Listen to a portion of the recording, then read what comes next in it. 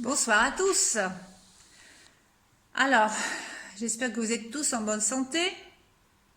Je souhaite une bonne fête à toutes les jeunes filles de la classe, vu qu'aujourd'hui c'est le 8 mars. Et comme vous le savez, on nous a demandé de continuer à faire cours en utilisant Internet, en utilisant nos téléphones, etc. Donc moi, je vais essayer de vous faire quelques petits cours de littérature avec des vidéos. Je ne sais pas si ça va marcher, vous savez que je ne suis pas trop technologique.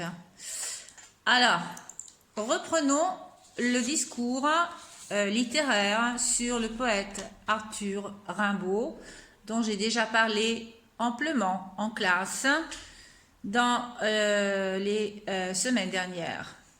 Alors, on a parlé d'Arthur Rimbaud, on a dit que c'est un poète symboliste, que c'est un poète adolescent, puisqu'il écrit seulement entre 16 et 21 ans. On a parlé de son itinéraire poétique qui se développe en 3 phases. La première, c'est la phase du sarcasme. La deuxième, la plus importante, c'est la phase de la voyance. Et la troisième, c'est la phase de la tentative harmonique et des illuminations. Alors, la dernière fois en classe, je vous ai laissé une photocopie où je vous ai mis quelques extraits de la lettre à Paul de Meuny, parce qu'il y a quelqu'un qui, bien sûr, ne connaissait pas la lettre à Paul de Meuny. Et je vous ai déjà expliqué en quoi consiste la voyance, en quoi consiste le projet poétique de Rimbaud. On a parlé du bateau ivre. Et maintenant, on va parler des illuminations. Alors, sur cette photocopie, vous avez une des illuminations qui s'appelle les ponts. D'accord? Les ponts. Alors, qu'est-ce qu'on a déjà dit en classe? On a dit que, en réalité, c'est là qu'il est le plus moderne, puisqu'il utilise ce qu'on appelle le vers libre, c'est-à-dire que il n'y a plus de vers traditionnel, il n'y a plus de rimes, il y a de la prose poétique un petit peu comme les petits poèmes en prose de Baudelaire, non? Son prédécesseur. Bien, les illuminations sont des petits textes. Moi, je dirais même peut-être des petits tableaux où il est difficile de saisir le sens. Le sens devient absolument obscur puisque Rimbaud ne veut pas nous communiquer quelque chose, nous expliquer quelque chose, il veut simplement nous suggérer des émotions, nous donner des émotions. Alors, si vous prenez les ponts, vous allez voir que c'est l'évocation d'un paysage qui est complètement fantastique, fantasmagorique. Non, il n'y a pas. Alors, comment est-ce qu'il rend ces illuminations, comment dire, obscures? Eh bien, parce qu'il y a des associations qui sont très surprenantes. Par exemple, au début des ponts, il parle de ciel de cristal. Donc, il associe les ciels au cristal. Alors déjà, cette expression ciel au cristal, c'est une expression assez surprenante. Mais il y a aussi la désarticulation, je vous l'ai expliqué en classe, la désarticulation de la syntaxe. Donc une utilisation inattendue des différents éléments syntaxiques à l'intérieur de la phrase. D'accord? Et ça va créer bien sûr de la confusion au niveau sémantique, au niveau du sens du poème.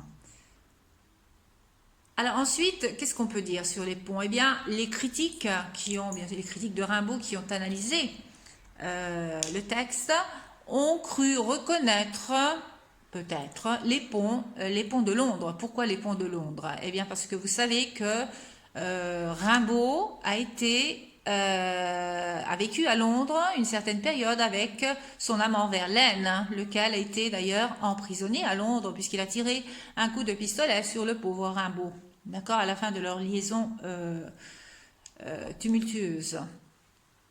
Alors, qu'est-ce que vous retrouvez dans les ponts? Eh bien, dans les ponts, vous allez retrouver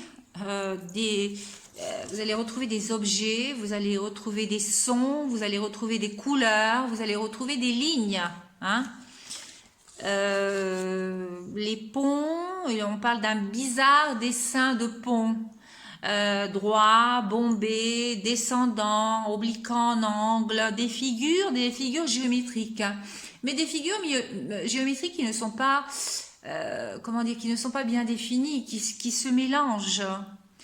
Ensuite, il y a aussi des objets, il y a par exemple des masures, hein, non, les masures, ou bien encore il y a des parapets.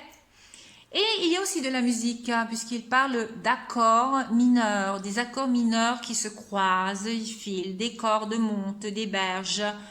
Il y a des instruments musicaux, il y a de la musique, mais on ne sait pas exactement de quelle musique il s'agit, puisqu'il dit sont ceux des airs populaires, des bouts de concerts seigneuriaux, des restants d'hymnes publics.